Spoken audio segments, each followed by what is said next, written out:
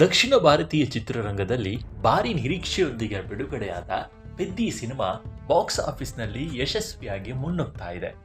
ರಾಮ್ ಚರಣ್ ಅಭಿನಯ ಮತ್ತು ಬುಚ್ಚಿ ಬಾಬುಸರ ನಿರ್ದೇಶನದ ಈ ಚಿತ್ರ ಪ್ರೇಕ್ಷಕರಿಂದ ಉತ್ತಮ ಪ್ರತಿಕ್ರಿಯೆ ಪಡ್ಕೊಂಡಿದ್ದು, ಸದ್ಯ ಚಿತ್ರತಂಡ ಸಕ್ಸಸ್ ಮೀಟ್ ಸಂಭ್ರಮದಲ್ಲಿ ತೊಡಗಿದೆ.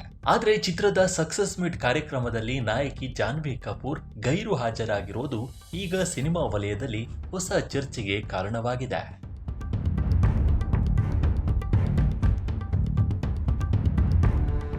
ಚಿತ್ರದ ಭರ್ಜರಿ ಪ್ರದರ್ಶನವನ್ನು ಸಂಭ್ರಮಿಸಲು ಜೂನ್ 8ರಂದು ಹೈದರಾಬಾದ್ನಲ್ಲಿ ವಿಶೇಷ ಸಕ್ಸಸ್ ಮೀಟ್ ಆಯೋಜಿಸಲಾಗಿತ್ತು.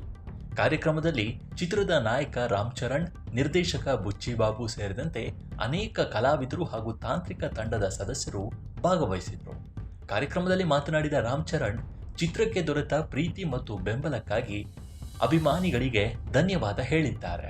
ಚಿತ್ರದ ಯಶಸ್ಸಿಗೆ ಕಾರಣವಾದ ಸಂಪೂರ್ಣ ತಂಡದ ಪರಿಶ್ರಮವನ್ನ ಶ್ಲಾಘಿಸಿದ ರಾಮ್ ಚರಣ್, ಪ್ರೇಕ್ಷಕರ ಬೆಂಬಲವೇ ತಮ್ಮ ಶಕ್ತಿ ಅಂತ ಹೇಳಿದ್ದಾರೆ.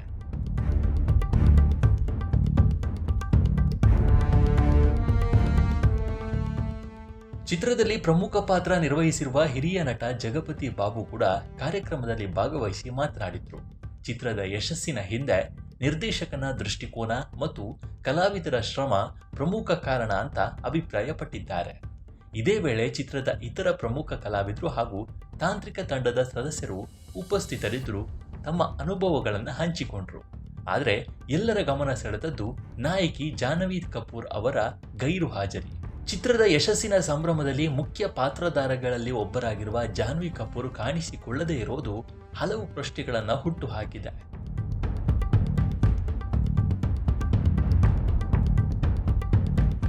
ಚಿತ್ರದ ಪ್ರಚಾರದ ಆರಂಭಿಕ ಹಂತದಲ್ಲಿಯೇ ಜಾನ್ವಿ ತಮ್ಮ ಪಾತ್ರದ ಕಾರಣದಿಂದಾಗಿ ಕೆಲವು ಪ್ರಚಾರ ಕಾರ್ಯಕ್ರಮಗಳಿಂದ ಕೂಡ ದೂರ ಉಳಿಬಹುದು ಅನ್ನೋ ವರದಿಗಳು ಹರಿದಾಡಿದ್ದವು.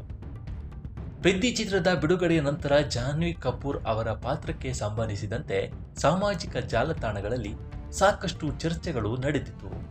ಕೆಲವು ವೀಕ್ಷಕರು ಮತ್ತು ನೆಟ್ಟಿಗರು ಚಿತ್ರದ ಕೆಲವು ದೃಶ್ಯಗಳಲ್ಲಿ ಪಾತ್ರಕ್ಕಿಂತಲೂ ನಟಿಯ ದೇಹದ ಮೇಲೆ ಕ್ಯಾಮರಾ ಹೆಚ್ಚು ಕೇಂದ್ರೀಕರಿಸಲಾಗಿದೆ ಅಂತ ಟೀಕಿಸಿದರು.